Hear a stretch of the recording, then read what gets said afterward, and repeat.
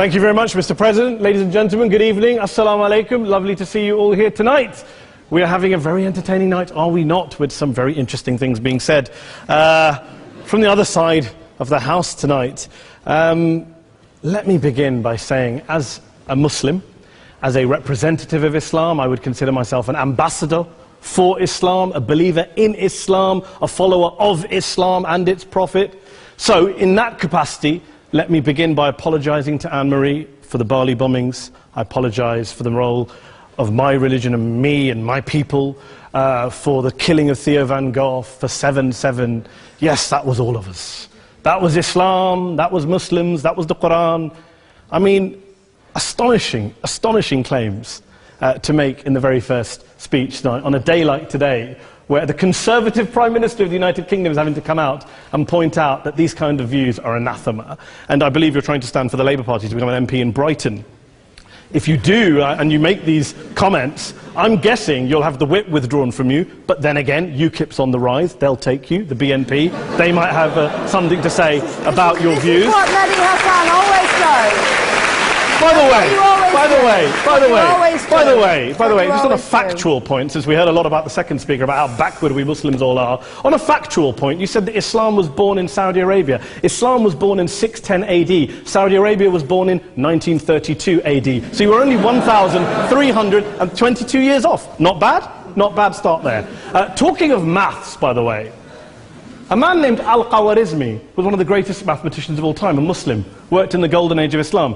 He's the guy who came up with not just algebra, but algorithms. Without algorithms, you wouldn't have laptops. Without laptops, Daniel Johnson tonight wouldn't have been able to print out his speech in which he came to berate us Muslims for holding back the advance and intellectual achievements of the West, which all happened without any contribution from anyone else other than the Judeo-Christian people of Europe. In fact, Daniel David Levering, the author of the Pulitzer Prize-winning historian and author of The Golden Crucible, points out that there would be no Renaissance, there would be no Reformation in Europe without the role played by Ibn Sina and Ibn Rushd and some of the great Muslim theologians, philosophers, scientists in bringing Greek texts to Europe.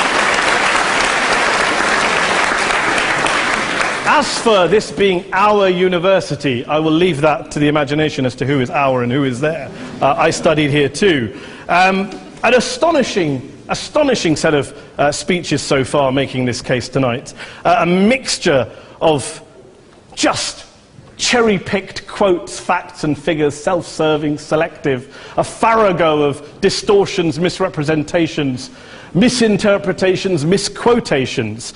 Daniel talked about my article in the New Statesman, which got me a lot of flack, where I talked about the anti-Semitism that is prevalent in some parts of the Muslim community, which indeed it is. Of course, I didn't say in that piece that it was caused by the religion of Islam. In fact, modern anti-Semitism in the Middle East was imported from, finish the sentence, Christian, Judeo-Christian Europe, where I believe some certainly bad things happened to the Jewish people. In fact, Tom Friedman, Jewish-American columnist in the New York Times, told me in this very chamber last week that he believed, had Muslims been running Europe in the 1940s, 6 million extra Jews would still be alive today. So I'm not going to take lessons in anti-Semitism from someone who's here to defend the Judeo-Christian values of a continent that murdered 6 million Jews. Moving swiftly on. Yes. Absolutely. Well, I'm about to make that point. No, I'm about to make that point. You're right. I agree with you.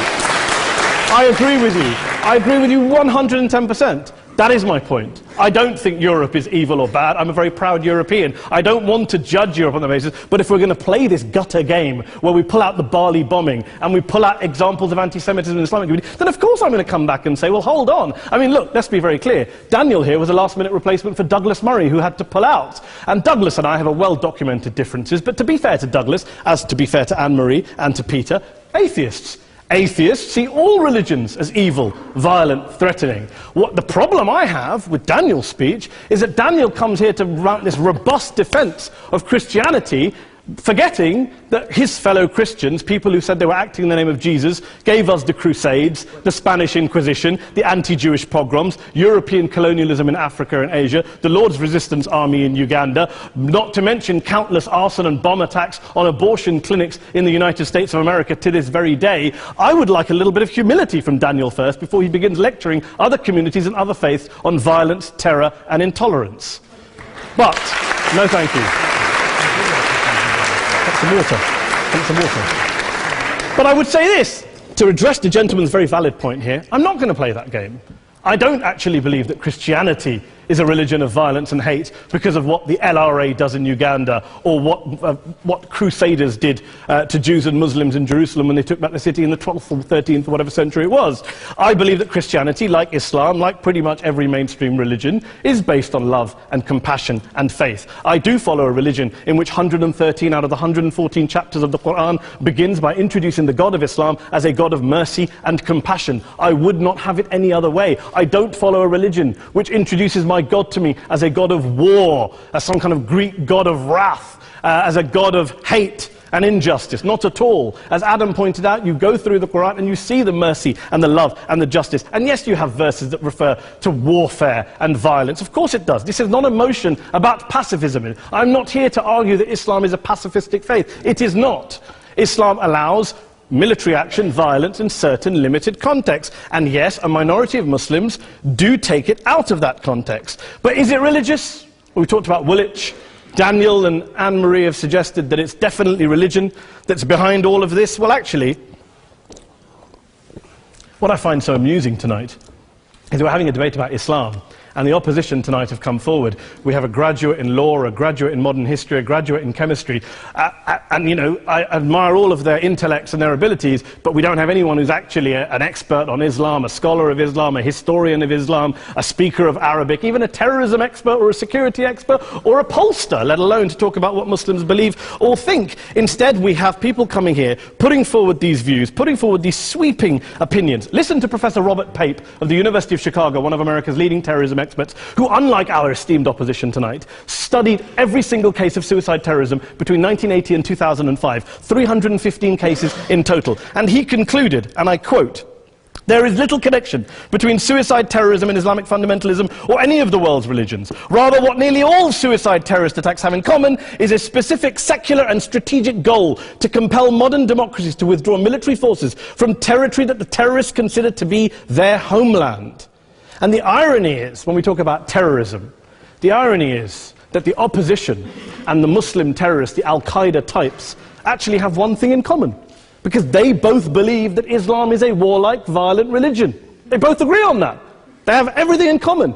Osama bin Laden would be nodding along to everything he's heard tonight from the opposition side. He agrees with them.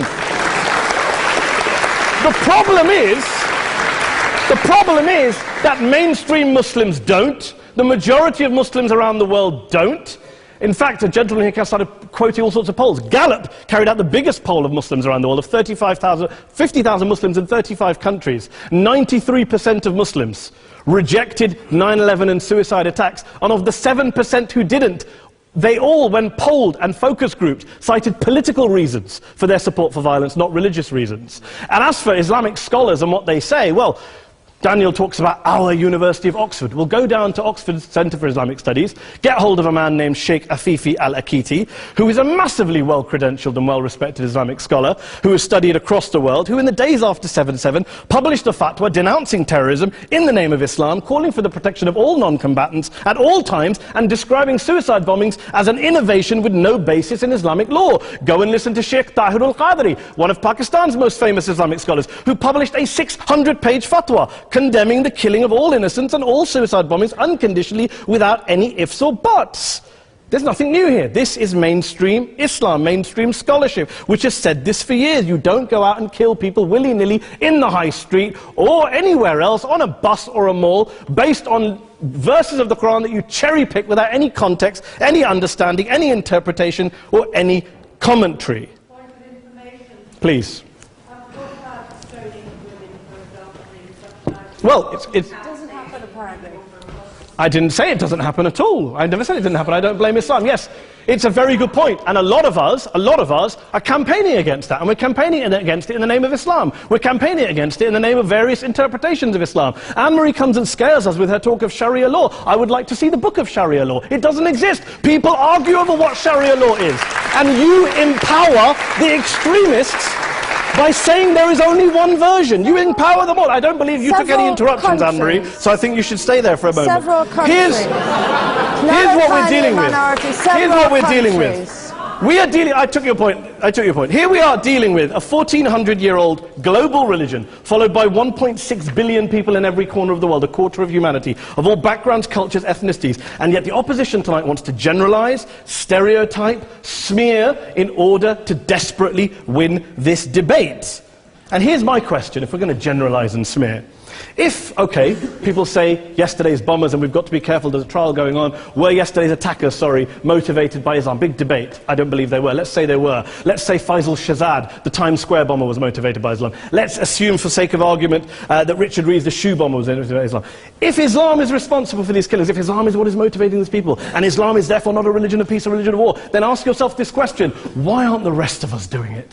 Why is it such a tiny minority of Muslims are interpreting their religion in the way that the opposition claim they are? Let's assume there are 16,000 suicide bombers in the world. There aren't. Let's assume there are for the sake of argument. That's 0.001% of the Muslim population globally. What about the other 99.99% of Muslims who the opposition tonight either ignore or smear? The reality is that the rest of us aren't blowing ourselves up tonight. The reality is that the opposition came here tonight not worried about the fact that me and Adam might pull open our jackets and blow ourselves up tonight because we're followers of a warlike warrior religion which wants to take over Europe and Daniel's university. The issue is this. The issue is this. Unless the opposition can tell us tonight, and Peter Atkins is here, one of our great atheist intellectuals, can tell us tonight, can answer this question tonight: why don't the vast majority of Muslims around the world behave as violently and aggressively as a tiny minority of politically motivated extremists? Then they might as well give up and stop pretending they have anything relevant to say about Islam or Muslims as a whole. Ladies and gentlemen, let me just say this to you. Think about what the opposite of this motion is.